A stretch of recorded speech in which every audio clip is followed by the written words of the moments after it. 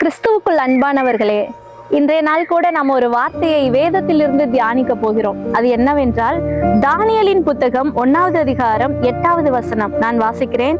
தானியேல் ராஜாவின் போஜனத்திலும் அவர் பானம் பண்ணும் திராட்சரசத்தினாலும் தன்னை தீட்டுப்படுத்தல் ஆகாது என்று தன் இருதயத்தில் தீர்மானம் பண்ணிக்கொண்டு தன்னை தீட்டுப்படுத்தாதபடி பிரதானிகளின் தலைவனிடத்தில் வேண்டிக் கொண்டான்.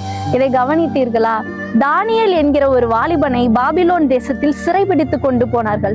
அந்நாட்களில் ராஜாவின் போஜனத்தினால் தன்னை தீட்டுப்படுத்த கூடாது என்று தானியேல் என்கிற ஜெபிக்கிற ஒரு வாலிபன், தேவனுக்கு பயந்த ஒரு வாலிபன், அந்த தீட்டிலிருந்து தன்னை காப்பாற்ற வேண்டும் என்று தீர்மானம் பண்ணிக்கொண்டு ராஜ போஜனத்தை வேண்டாம் என்று ஒதுக்கி வைத்தார். அது மாத்திரமல்ல, அந்த பிரதானிகளிடத்தில் வேண்டிக் கொண்டானாம். மீன்ஸ் ஹி ரெக்வெஸ்ட், அவங்க கிட்ட வருந்தி கேட்டுக்கொண்டானா, ராஜ போஜனத்தினால என்னை தீட்டுப்படுத்த மாட்டேன், மதுபானத்தினால் என்னை தீட்டுப்படுத்த மாட்டேன்னு அந்த ராஜ போஜனத்துக்கு தன்னை விலக்கி கொண்டாராம்.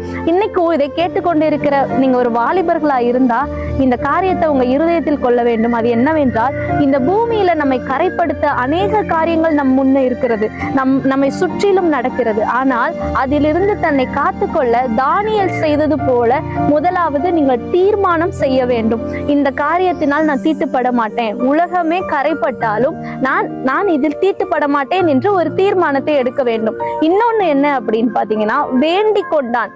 எனக்கு இது வேணான்னு சொல்லி வேண்டிக் கொண்டான். இன்னைக்கு நம்ம யாருக்கிட்ட வேண்டணும்? கர்த்தராகிய இயேசு கிறிஸ்துவின் இடத்துல, ஆண்டவரே இந்த பாவம் என்னை நெருங்காதபடி பரிசுத்தமாய் என்னை காத்துக்கொள்ளும் என்று சொல்லி வேண்டிக் கொள்ள வேண்டுமா? இன்னொரு வசனத்தை கூட நான் உங்களுக்கு எடுத்து சொல்லுகிறேன். நீதிமொழிகள் 6வது அதிகாரம் 4வது வசனம். உன் கண்ணுக்கு நித்திரையும் உன் கண்ணிமைக்கு தூக்கமும் வரவிடாமல் உன் சிநேகிதனிடத்தில் போய் உன்னை தாழ்த்தி அவனை வருந்தி வேண்டிக்கொள்.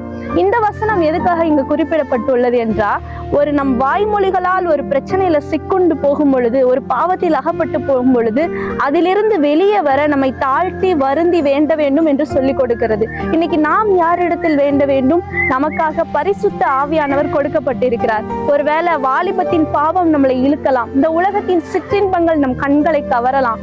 ஆனா நீங்க கவலை கொள்ளாதீங்க, நமக்காக ஒரு தேவன் இருக்கிறார், பரிசுத்த ஆவியானவர் கொடுக்கப்பட்டு இருக்கிறார். அவரின் துணையோடு நீங்க வேண்டிக் கொள்ளும் போது, ஆண்டவரே இந்த பாவம் என்னை தீட்டுப்படுத்த கூடாது என்று அந்த தானியேல் வாலிபனை போல நாம் வேண்டிக் கொள்ளும் போது, நிச்சயமாய் கர்த்தர் அந்த பாவத்துக்கு நம்மளை நீங்களாக்கி மீட்டுக் கொள்ளுவார். நம்மாலும் பரிசுத்தமாய் வாழ முடியும். பாருங்கள், இந்த பரிசுத்தத்தை காத்துக்கொண்ட தானியேல் என்கிற ஒரு வாலிபனின் ஜெபம் எல்லா காரியத்திலும் ஜெயத்தை கொண்டு வந்தது. அவன் விசேஷித்த ஞானமுடையவனாய் அந்த தேசத்தில் இருந்தான்.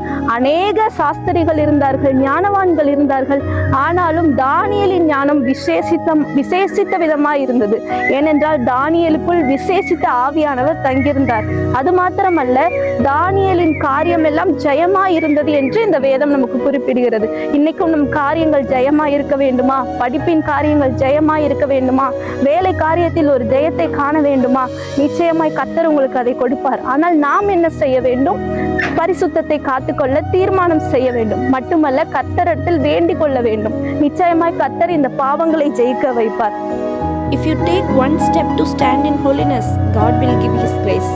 But you have to take step. Amen. God bless you.